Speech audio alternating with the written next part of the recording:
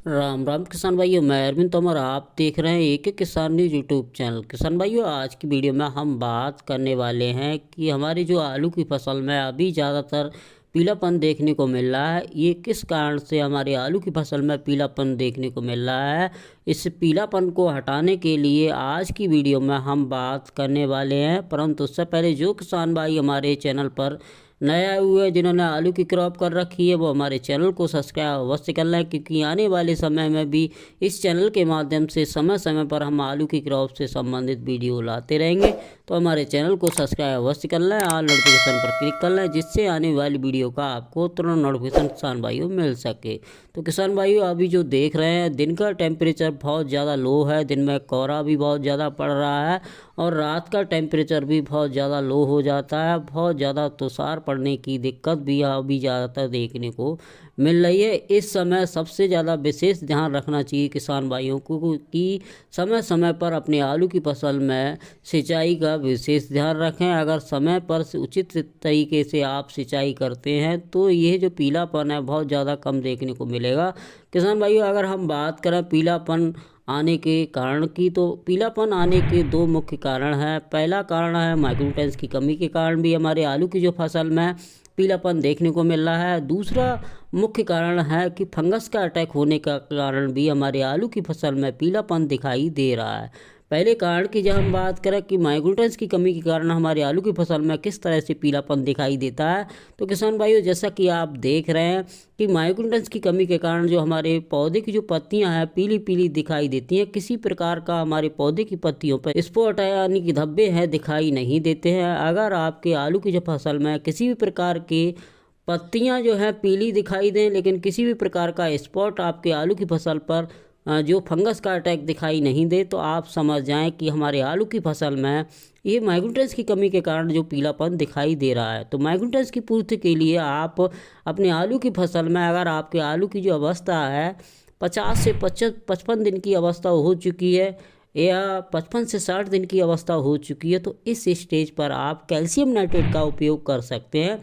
Calcium nitrate का उपयोग करते हैं तो हमारे नाइट्रेट फॉर्म में इसमें नाइट्रोजन भी मिल जाती है और कैल्शियम भी मिल जाती है, जिसके कारण जो हमारे आलू का पौधा है उसमें जो पीलापन आ रहा है वह भी दूर हो जाता है। कैल्शियम के कमी के कारण जो पीलापन दिखाई दे रहा है वो भी दूर हो जाता है, और जो नाइट्रोजन की कमी के कारण जो पीलापन दिखाई दे रहा है वह भी नाइट्रेट फॉर्म में इससे जो नाइट्रोजन मिल जाती है उसके कारण भी दूर हो जाता है। किसान भाइयों, कैल्शियम नाइट्रेट के साथ आप माइक्रोन्यूट्रिएंट सल्फर का उपयोग कर सकते हैं। तो यह जो पीलापन है आपके खेत में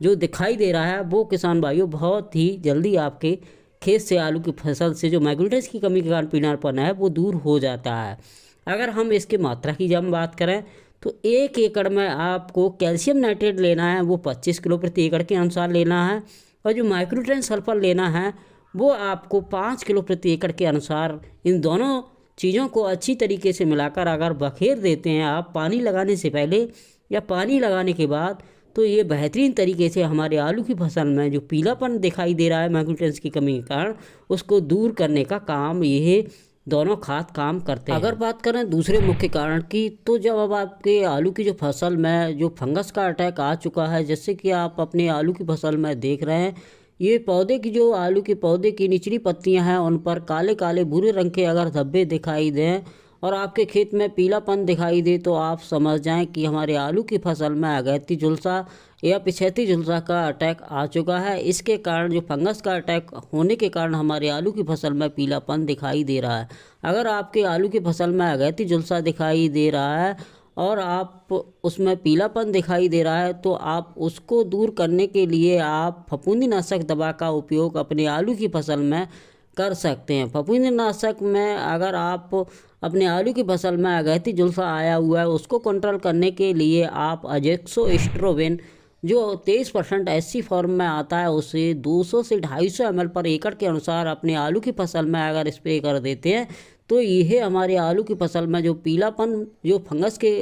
अटैक के कारण आ रहा है उसको ये बेहतरीन तरीके से रोकने का काम करता है। और जो आपके आलू की फसल में फंगस आया हुआ है उसको रोकने का ये जो है फफूंदीनाशक बेहतरीन तरीके से काम करता है। और भी बहुत सारे फफूंदीनाशक आपको मार्केट में मिल जाएंगे, उनका उपयोग भी करके आप अपने आलू की फसल में जो पीलापन दिखाई दे रहा है फंगस के कारण उसको रोकने में आप कामयाब हो सकते हैं। किसान भाइयों, आप अपने आलू की फसल में फंगस को कंट्रोल करने के लिए आप फफूंदीनाशक का स्प्रे समय समय पर कराते रहें तथा सिंचाई का भी विशेष ध्यान रखते हैं। तो ये आप जो फंगस के कारण जो हमारे आलू की फसल में पीलापन दिखाई दे रहा है उसको रोकने में कामयाब हो सकते हैं। तो किसान भाइयों, आप अच्छी तरीके से समझ गए होंगे कि हम अपने आलू की फसल के लिए पीलापन किस तरह से हटाएं। अगर ये जानकारी अगर आपको अच्छी लगी तो मेरी वीडियो को लाइक करें और इसी तरह से आलू की क्रॉप से संबंधित और ज़्यादा जानकारी जब समय समय पर जानना चाहते हैं तो हमारे चैनल को सब्सक्राइब अवश्य करें और हमारी वेबसाइट